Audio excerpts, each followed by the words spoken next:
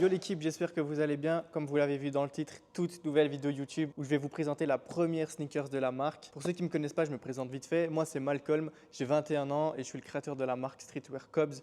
Donc voilà, ici on a eu l'occasion de créer notre première sneakers après plus d'un an de travail. Du coup, dans cette vidéo, je vais vous présenter la paire de sneakers qu'on a créée et vous expliquer en vrai tous les samples qu'on a fait, vous expliquer tout le processus du début à la fin. Voici la Bonix ST les gars, c'est une pépite. J'ai énormément de choses à dire sur cette paire de chaussures. Donc ça c'est la version finale, je vous la montre vite fait à la caméra. De toute façon je pense que ceux qui regardent cette vidéo, vous l'avez probablement vu, que ce soit sur mon compte privé ou sur le compte de Cubs. Ceux qui ne l'ont pas vu, du coup je vous invite à aller la voir en détail sur le compte Instagram Cubs qui est dans la bio de cette vidéo. Pour arriver à ce stade les gars, comme je l'ai dit, on a eu plus d'un an de travail, plus d'un an de recherche et surtout des énormes galères. Pour ceux qui ne le savent pas, pour une marque en tout cas de vêtements, la paire de chaussures c'est l'article le plus compliqué à sortir, que ce soit au niveau des tailles mais que ce soit aussi au niveau de la fabrication, parce que forcément moi je suis basé sur les vêtements, donc créer une paire de chaussures c'est des matériaux qui n'ont rien à voir avec les vêtements, c'est des mesures, des coupes, des détails qui n'ont rien à voir avec les vêtements et forcément j'ai dû apprendre tout ça sur le tas et apprendre correctement pour pouvoir créer une paire de qualité tout simplement. Donc ça, comme je vous ai dit, c'est la version finale de la Bonix ST. Dans quelques instants je vais vous présenter le premier sample. Dites-vous que le premier sample les gars, je ne l'ai même pas ouvert, il suffit de voir la boîte pour savoir que c'était une grosse merguez. Dites-vous que le sample on l'a lancé dans deux usines, on l'a lancé dans une usine au Portugal et une usine en Chine. Je vous présente d'abord la merguez qu'on a reçue et ensuite je vous dis d'où elle vient. Je ne l'ai carrément pas ouvert, hein. Vous voyez que c'est toujours fermé.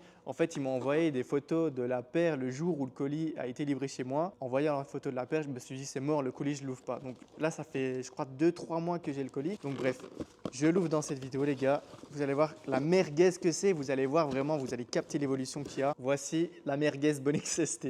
Donc les gars, c'est une paire, franchement, il n'y a rien à dire, hein. Je pense qu'il suffit juste de voir pour comprendre. Théma cette shape de merde, Théma même ses empiècements, regarde l'arrière, comment il est pointu, le devant, les couleurs, bref, il n'y a rien qui va. Dites-vous que cet échantillon, les gars, on l'a payé 2000 €. 2000 € pourquoi? Parce qu'en gros, on l'a acheté dans une usine au Portugal, à Porto, qui était pourtant super bien réputée. En fait, il faut savoir que le Portugal, on a entendu pas mal de gens qui disaient ouais, c'est super pour les sneakers, etc., etc. Il faut savoir que le Portugal, les gars, ils sont super bien basés de base pour les souliers. Ça veut dire qu'ils ont un excellent savoir-faire autour des chaussures, mais vraiment autour des souliers de base. Paires de chaussures, streetwear, etc. Genre tout ce qui est basket et tout, ils n'ont pas l'expérience en tout cas dans ce que nous on recherchait. Donc bref, on a envoyé le même mock-up à cette usine au Portugal qu'à l'autre usine et vous pouvez voir que le résultat est totalement différent. Donc ça c'est le premier sample qu'on a reçu de notre usine au Portugal avec qui on ne travaille pas. Parce que avoir payé 2000 € pour un sample, recevoir ça, alors que vous verrez juste après, mais l'autre usine, elle l'a réussi en 2 coups. Bref, c'était juste une horreur. 2000 €, on s'attendait à vachement mieux. Le cuir est de qualité, etc. Ça, il n'y a rien à dire. Par contre, c'est sûr que tout le reste s'est éclaté. On a reçu des vieux lacets comme ça, on n'a jamais demandé ça. De base, sur cette paire, on devait avoir des gros lacets. Ensuite, vous pouvez voir qu'il y a des empiècements. Je vais vous expliquer vite fait après le détail, mais c'est vrai que de base, sur la Bonix ST, il n'y a pas de logo. Et bref, vous pouvez voir juste par vous-même, je vous la montre d'assez près. Bref, je vous la montre vite fait, mais vous pouvez voir que c'est vraiment éclaté. Et comme j'ai dit, c'est la première fois que je l'ai en main, là, je ne l'ai jamais vu. Regardez-moi à l'intérieur, je crois que… regardez-moi, il y a des taches ici partout et tout. Et le cuir est de bonne qualité, certes, mais l'intérieur, regardez-moi, c'est super mou. La paire, j'ai jamais testé la semelle, mais ouais, regarde la semelle, elle est même pas, tu vois, elle se plie quand même super facilement. Même si le cuir est de bonne qualité, c'est pas assez épais. C'est super fin, c'est super fin. Bref, il n'y a vraiment rien qui va sur cette paire. Il y a plein de trucs qui manquent. Voilà le premier échantillon qu'on a reçu de la Bonix ST, les gars. Et je pense que rien qu'en voyant ça, vous vous dites wesh. Ensuite, les gars, on a lancé un deuxième échantillon de la Bonix ST, cette fois en Chine. Mais attention, ne vous prêtez pas au mot Chine parce que la qualité est juste incroyable. Au Portugal, on a reçu la boîte, la paire. Déjà, on n'en a reçu qu'une, alors que normalement, il y a une deuxième. Je ne sais pas où elle est. On n'en a reçu qu'une. On a reçu ça dans une bête boîte éclatée. On n'avait même pas le packaging. Alors qu'en Chine, ils ont prêté attention à la boîte. La boîte, pareil, il y a eu énormément de changements. C'était compliqué d'arriver au résultat qu'on a actuellement. Donc ça, c'est la première version de la boîte. On a une boîte un peu grise mat avec le logo noir mat ici. Et puis sur le côté là, sur le côté là aussi. Par contre, niveau qualité de la boîte, les gars, je pense que vous le voyez en vidéo, mais ça n'a rien à voir avec les boîtes Nike. Quand je vous dis la Bonix ST, c'est un projet où on a pris plus d'1 an à le réaliser concrètement et on a prêté attention dans les moindres détails. Vraiment, on a fait attention à tout.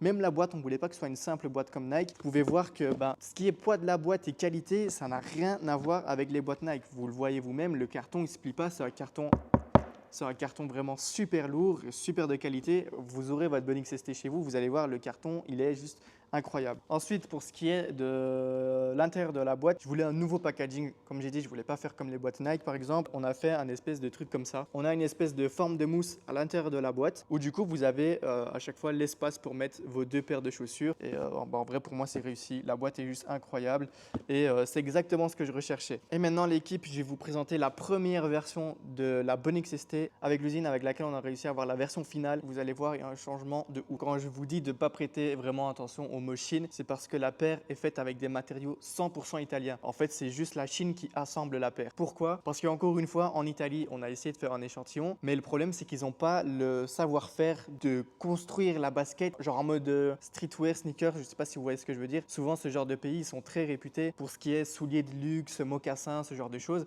mais une basket streetwear, à chaque fois, on n'avait pas le rendu qu'on voulait. Par contre, eux, la Chine, sont très réputés pour ça, mais ce qu'on voulait pas, c'était la qualité chinoise. Donc, ce qu'on a fait, c'est qu'avec l'usine avec laquelle on a fait cet échantillon, on leur a demandé si c'était possible d'avoir vraiment tous les matériaux de la paire de provenance italienne. Ce qui fait que tous les matériaux sont italiens, ils viennent tous d'Italie, on a la meilleure qualité pour la paire. Il y a juste la Chine en fait qui ils reçoivent tous les matériaux italiens et ils font l'assemblage en gros de la sneakers. Par exemple, si on aurait produit exactement la même chose en Italie, on aurait eu la même qualité, oui, mais pas le même rendu parce que comme je l'ai dit, avoir cette shape de sneakers streetwear, c'était très compliqué, que ce soit au Portugal, en Italie, et la Chine a très bien réussi. Je vais vous présenter la paire, comment elle est, tous les changements qu'on a fait par la suite. De base, la Bonix ST, c'est une paire qu'on a voulu faire en mode très épuré. Il y a très peu de marques indépendantes, je pense que vous le voyez, qui sortent de paires de sneakers. C'est vrai que souvent les marques qui le font, ils reprennent une base de Air Force One, de Dunk Low, ce genre de choses. Vous avez le swoosh Nike sur le côté, ils le remplacent, en gros, ils le reprennent et à la fin du swoosh, ils le remplacent par un symbole. Souvent un cœur, un éclair, un nuage, vous voyez, tout ce genre de choses. Il y a énormément de marques qui font ça et c'est typiquement le truc que je voulais pas faire. Je pense que dans le streetwear, la pièce maîtresse du streetwear, ça reste les paires de sneakers. C'était déjà écrit dans les projets de la marque depuis sa création. Je savais qu'un jour, j'allais créer une paire de sneakers. Seulement, vu que c'est le produit le plus compliqué, je ne savais pas comment, ni où, ni quelles inspirations, parce que c'est ça le plus compliqué. C'est pour ça que la paire a pris 1 an à être produite. Comme j'ai dit, de base, la Bonix ST, c'est une paire très simple, très épurée, où il n'y avait pas de logo sur le côté. Donc, on a voulu jouer avec des empiècements de tissu. Le truc, c'est que vous pouvez le voir, cette paire-là, je vais vous dire ce qui ne va pas. Déjà, quand on a reçu cet échantillon, il y a un truc qui nous a sauté aux yeux, c'est que vous pouvez voir que le cuir est blanc, mais par exemple ici, c'est du blanc un peu bleuté. Je ne sais pas si vous voyez bien. Donc ici, c'est du blanc un peu bleuté. On a la même chose sur le tissu à l'intérieur de la sneakers aussi. Donc ça, pareil. En fait, quand on a reçu la sneakers, à la lumière, on a vu que les types de blanc étaient différents. Par exemple, là, je ne sais pas si vous voyez bien, le blanc du cuir n'est pas le même que le blanc du tissu ici, n'est pas le même que le blanc ici, que l'étiquette, que le tissu ici également. Donc ça, pareil, on a fait un gros point. On a dit, bref, tous les éléments de la Bonix ST Triple White, ils doivent tous être blancs à 100%. De base, on avait fait une étiquette sur la Bonix ST comme ceci. Mais, bref, je pense qu'il n'y a rien à dire dessus. Vous voyez vous-même que c'est éclaté, ça n'allait pas du tout. Ensuite, de base aussi, on avait rajouté ce petit détail sur la paire. C'est une espèce de plastique avec écrit Rules Breaker, mais on trouvait que c'était pas trop approprié pour cette paire-là, donc au final, on l'a enlevé. Du coup, vous pouvez voir qu'il y a pas mal d'empiècements en cuir sur le côté. Vous pouvez voir qu'ici, on a pas mal d'empiècements, etc. Et quand vous la regardez de l'arrière, cet empiècement-là était vraiment en trop, donc on l'a supprimé.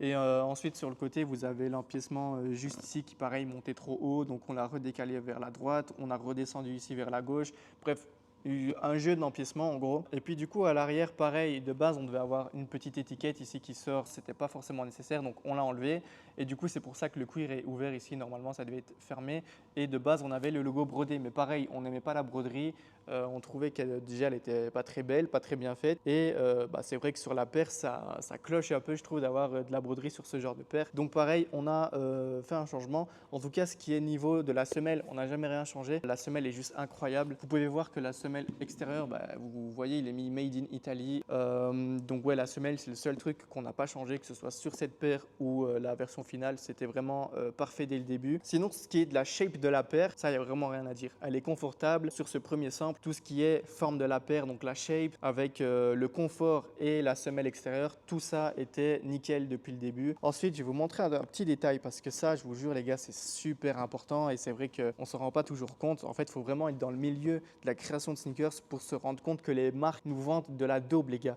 C'est une folie. Bref, je vous montre vite fait. En gros, les semelles intérieures, c'est quand même super important parce que c'est sur ça que votre pied s'appuie toute la journée. Il faut que ce soit de bonne qualité pour pas que vous ayez des problèmes à vos pieds plus tard, etc. En gros, on n'avait pas les connaissances au début sur la semelle intérieure quand on a fait le premier échantillon. Et voici ce qu'on a reçu. Donc, c'est une semelle que vous pouvez tout à fait recevoir quand vous achetez des paires comme chez Nike ou des grosses marques tout simplement. Et vous allez voir la qualité de merde que c'est très clairement. Regardez comment elle se plie. Le truc, c'est du papier mâché. Genre vraiment, vous pouvez faire n'importe quoi. Je vous la montre d'un peu plus près. Vous pouvez voir, c'est vraiment du papier mâché. Et dites-vous que ça, c'est les semelles que les grosses industries de chaussures vous mettent dans vos chaussures. C'est vraiment une folie. Et comme j'ai dit, pour la Bonix ST, on a voulu que la paire soit incroyable. C'est pour ça qu'on a pris autant de temps de la faire parce qu'on voulait que l'esthétique soit parfaite, que le confort soit parfait et dans tous les détails. Donc, on a reçu ça. On a demandé qu'est-ce que c'était. Ils nous ont dit, donc voilà, c'est le type de semelle intérieure que on utilise dans l'industrie pour les paires normales, entre guillemets. Et c'est vrai qu'on ne voulait pas du tout ça. On n'a pas envie de niquer votre santé et tout ce genre de choses. Donc, ce type de semelle, on a changé. Et je pense avoir tout dit sur le premier échantillon de la Bonix ST. Maintenant, ce que je vais faire, c'est que je vais prendre la version finale de la Bonix ST, vous la présenter et ensuite la comparer avec l'ancienne pour que vous voyez tous les changements qu'il y a eu. Et voici la version finale de la Bonix ST, les gars. Je vais m'expliquer sur le logo parce que forcément, je pense que ceux qui regardent la vidéo, il y en a qui se questionnent par rapport à ça. Pour vous parler de la paire en elle-même, du coup, comme je l'ai dit, tout ce qui est semelle, il n'y a rien qui a changé, c'était incroyable. Semelle intérieure, là, on a clairement changé. Ensuite, ici, vous pouvez voir qu'on a un empiècement qui était déjà présent sur la première version de la Bonix ST, mais il était vide. Et en gros, pour que vous puissiez bien visualiser, et c'est comme ça qu'on a rajouté du détail à cet empiècement, on a pris la forme de l'empiècement, genre on l'a redessiné sur ordinateur. Ensuite, on a pris le logo Cobs, on l'a agrandi de ouf, histoire qu'il dépasse de partout de cet empiècement. Et ensuite, toutes les parties du logo qui dépassaient de cet empiècement, on a juste pris l'outil gomme, tac, on a tout gommé, ce qui fait qu'on a maintenant l'empiècement avec des petits détails. Et c'est vrai que je pense que ceux qui connaissent pas la marque ou ceux qui n'y portent pas une grande attention, vous voyez juste des lignes en fait sur cet empiècement-là. Mais quand là, je vous le dis, vous pouvez voir la boucle du K de Cobbs. Ici, vous pouvez voir une partie de l'étoile. Ici, vous pouvez voir la hauteur du B et ici la fin du Z. Donc, si je ne vous le dis pas, vous ne le voyez pas. Mais là que je vous le dis, maintenant, vous le voyez. Ensuite, vous pouvez voir que du coup, on a beaucoup moins d'empiècement. Je vais vous montrer maintenant parce que comme ça, vous pouvez voir. Mais vous pouvez voir que contrairement à la première version de la Bonix ST, on a beaucoup moins d'empiècement sur le côté. Donc, on a fait un bon tri par rapport à ça parce que vraiment, de derrière, ça faisait bizarre. Et là, on a vraiment le derrière parfait. Ensuite, pour continuer de parler du derrière, le logo, on a trouvé une impression, les gars, c'est une folie. Je vais encore vous la comparer avec la première version de la Bonix ST, mais du coup, vous allez voir la différence. Il n'y a rien à dire, broderie. Et là, en gros, c'est une espèce d'impression où on a pris le contour de notre logo et on a fait une impression rentrante. Ce qui fait que du coup, le logo, en fait, il rentre juste dans le cuir, mais ce n'est pas une broderie, ce n'est pas de la sérigraphie ou ce genre de choses. Ensuite, le tissu, pareil, on l'a changé. Je pense que vous allez le voir directement. Mais le tissu sur la première version de la Bonix ST, vous pouvez voir qu'il est totalement éclaté. Genre, ça se voit que c'est du tissu bas de gamme. Ils l'ont mis là, sur le côté et sur la languette. Et du coup, vu qu'on a supprimé les empiècements sur le côté sur la nouvelle Bonix ST, du coup, on a changé le tissu sur l'empiècement ici devant et sur la languette. Plus ici. C'est exactement le même tissu ici parce que vous pouvez voir que sur la première version de la Bonix ST, on a un type de tissu ici, également sur la languette sur le côté, et un autre type de tissu juste ici sur le côté. Et nous, du coup, on voulait que tous les tissus soient pareils. C'est super important parce que dites-vous que grâce à cet empiècement-là qu'on a créé, ça permet que la paire ne se plie pas. Genre tous ceux qui ont, je pense tous, on a déjà eu une Air Force One, tu l'achètes au bout d'une semaine, le truc il est éclaté, il est plié comme une feuille A4, c'est une folie. Du coup, c'est exactement ce qu'on voulait pas en fait. Je pense que cette paire, on a pris autant de temps à la créer parce qu'on voulait vraiment décevoir personne sur la création d'une sneakers. En fait, c'est un item mythique pour nous et je pense pour toutes les marques, ça devrait l'être aussi. Et du coup, on ne pouvait juste pas se rater sur ça. Et que ce soit au niveau de l'esthétique ou au niveau de la qualité surtout, c'est ça quand même qui est important. Je pense que les gens achètent chez les marques indépendantes principalement pour les designs qui sortent de l'ordinaire, mais également pour la qualité forcément. C'est ce que tout le monde recherche principalement. C'est un petit détail, mais vous pouvez voir que en gros, chaque paire sera livrée avec 2 paires de lacets. Pareil, je ne l'ai pas précisé. Donc, sur la première version de la Bonix ST, vous pouvez voir qu'on a des lacets assez basiques, mais un peu gros. Au niveau du tissu et du toucher, ce n'est pas exactement ce que je recherchais. Du coup, je vais vous les montrer sur la Bonix ST juste après, parce que celle-ci ne les a pas. Mais en gros, vous aurez 2 paires de lacets. Votre Bonix ST, quand vous la recevrez avec des lacets classiques. Donc, en gros, c'est des lacets comme la première version de la Bonix ST, sauf que le tissu est de meilleure qualité, le toucher est plus agréable et les lacets sont très légèrement plus petits. C'est limite la même dimension, mais ils sont vraiment rien plus petits. Et ensuite, vous aurez une deuxième paire de lacets qui, du coup, sera dans votre boîte de sneakers. Et là, du coup, c'est des lacets. En vrai, c'est exactement les mêmes lacets que les basiques, sauf qu'ils sont cordés. Donc voilà, comme ça, vous avez le choix. Si vous préférez les lacets basiques ou les lacets cordés, vous aurez les deux. Ensuite, pour vous comparer encore une fois, vous pouvez voir que la shape de la tongue, on appelle ça la tongue en anglais. Donc la tongue, c'est cette partie-là. En français, j'avoue, je ne sais même pas comment ça se dit. La languette, ouais, je crois que c'est la languette. Vous pouvez voir qu'on a changé la shape de ça parce qu'elle était assez bizarre. Donc vous voyez là, ça fait une espèce de carré comme ça. Et du coup, sur la Bonix ST, là, ça fait un truc un peu plus arrondi. Après, si vous desserrez la sneakers, vous pouvez le rendre encore un peu plus large pour ceux qui préfèrent. Mais du coup, pareil, on a retravaillé la coupe de la tongue et maintenant, la coupe est juste parfaite. Au niveau du logo de la tongue, vous pouvez voir, là, du coup, on avait la vieille étiquette et ensuite, ici, on a fait un logo en rubber qui est juste incroyable. Là, on a juste fait le logo Cubs qui ressort en rubber sur la languette. Et du coup, ouais, pour vous parler des détails, comme j'ai dit, la paire de sneakers de base, c'était quelque chose de très épuré, de très minimaliste, sur laquelle on ne voulait pas mettre de gros logos. Principalement, on ne voulait pas parce qu'on n'avait pas d'idée et je vais y venir juste après. En gros, je vais vous montrer, mais on a joué en gros sur la qualité, les détails, et les empiècements de base sur cette sneakers avant d'avoir des gros logos. Quand je parle des détails, par exemple, donc ça c'est le côté intérieur de la paire, c'est le côté que les gens ne voient pas quand vous marchez. Ça c'est le côté extérieur, le côté que les gens voient quand vous marchez. Donc on a 2 lignes ici qui ressortent de la paire, qui font tout le tour, tac, tac, tac, tac. Et du coup, on arrive au côté où là les gens voient la paire et on a rajouté notre petit slogan habituel, Rules Breaker, briseur de règles juste ici. Donc ça, vous voyez, c'est un petit détail minimaliste, mais ça donne la vibe à la paire et tu vois ce truc-là sur une paire, tu sais directement que c'est Cubs, quoi. Ensuite, tout ce qui est empiècement, donc on a le tissu ici, un empiècement en cuir juste ici. Sur la Bonix ST de base, vous pouvez voir, il y a énormément d'empiècement. Justement, après, on a épuré le truc parce qu'on a eu l'idée du logo, mais sinon, on aurait probablement retravaillé quelque chose dans ce style-là. De base, on a plus travaillé tout ce qui est shape, qualité, confort, etc. que le design en lui-même. C'est pour ça que la paire, je trouve qu'elle est super complète. Parce que si j'avais travaillé que l'esthétique à la base, je ne pense pas qu'on en serait là aujourd'hui. Et là, en vrai, on a une paire vraiment giga complète. Comme j'ai dit, pareil, le tissu, c'est un bête truc, mais on a été chercher le tissu vraiment de la plus haute qualité, que ce soit pour ici, que ce soit pour la tongue. Pareil, les lacets, on y a donné vraiment, on a donné de l'attention dans les moindres détails dans cette paire. Maintenant, avant d'attaquer le logo, je vais vous parler vite fait de la semelle intérieure qui, cette fois, est incroyable. Donc ça, c'est la semelle intérieure, les gars, de la Bonix ST, donc la version finale. Et là, je vais la comparer avec la semelle de la première. Putain, c'est quoi cette différence? Donc là, les gars, on a la semelle intérieure de la Bonix ST, genre de la version finale. Et ça, c'est la première version. Je vais vous remontrer. Donc là, vous avez vraiment un truc en espèce de papier mâché qui se plie. Je peux en faire une boule si je veux. Bref, vous voyez que c'est éclaté au sol. Et ensuite, là, on a une vraie semelle. Donc pareil, qualité italienne, c'est juste incroyable et c'est ça qui fait que la paire, elle est giga confort. Les gars, vous pouvez la porter des heures, marcher des heures. Il n'y a vraiment aucun problème. Et vous voyez que là, c'est beaucoup plus souple. C'est beaucoup plus souple. Regardez, je peux même faire la même chose que j'ai fait là, la replier. Pareil, vous voyez, tac, elle se déplie directement et elle ne laisse pas de traces. Celle-ci, si je la laisse en boule, regardez, je la laisse, hop, elle se déplie, elle reste comme ça, il y a des plis de partout. Bref, vous voyez que c'est du papier cartonné, je ne sais pas c'est quoi leur délire.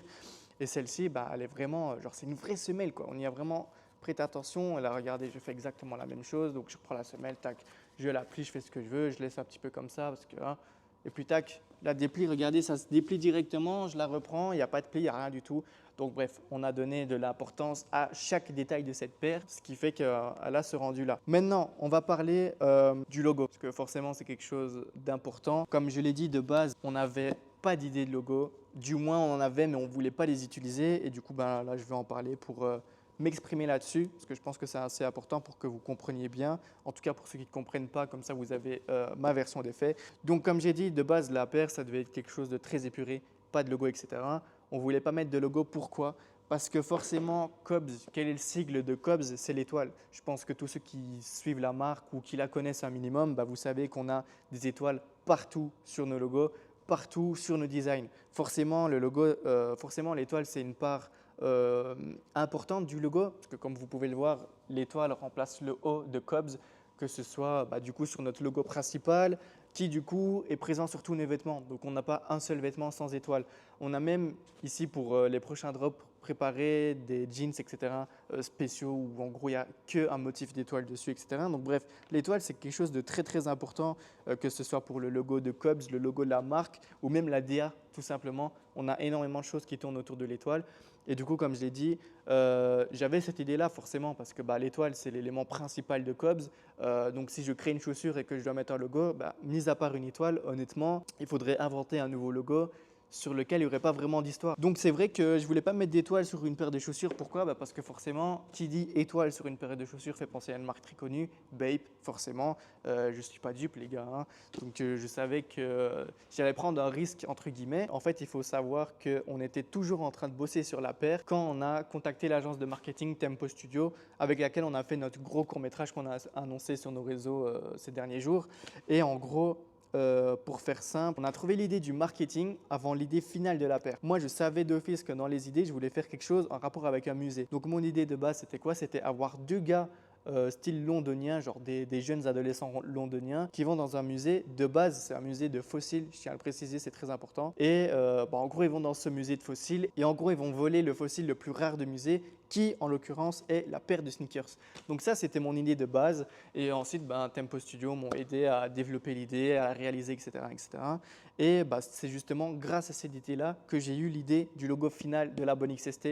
Je m'explique, donc je ne voulais pas mettre d'étoile sur la Bonne XST parce que forcément ça fait penser à Bape et que malgré que l'étoile soit différente, c'était sûr qu'il allait y avoir des gens qui disaient « oh c'est une copie de Bape » alors que rien à voir. Et ensuite, quand on a eu l'idée bien détaillée de la part de Tempo Studio, quand on a eu vraiment le court-métrage, genre tout le script du court-métrage final, etc., là on s'est dit on tient quelque chose pour le logo et on pourrait peut-être partir sur l'étoile. Pourquoi? Comme j'ai dit, les deux adolescents londoniens, ils vont dans un musée de fossiles pour voler le fossile le plus rare qui est en l'occurrence la paire. Donc je me suis dit ce serait bien de reprendre l'idée de l'étoile, parce que je ne voulais pas faire de base, hein, comme je l'ai dit, je ne voulais vraiment pas, mais je me suis dit là ce serait bien d'essayer de designer l'étoile. Et du coup j'ai contacté mon designer et je lui ai demandé plusieurs versions de design d'une étoile qu'on pourrait incruster sur une paire de chaussures, mais au lieu de faire une étoile basique, du coup j'ai essayé de faire plein d'empiècements que vous pouvez voir. On a énormément d'empiècements, je fais le tour juste après, qui du coup fait penser à des ossements. C'était ça le but, c'était en fait tout le logo principal. Vous voyez beaucoup d'empiècements partout, tout le long de l'étoile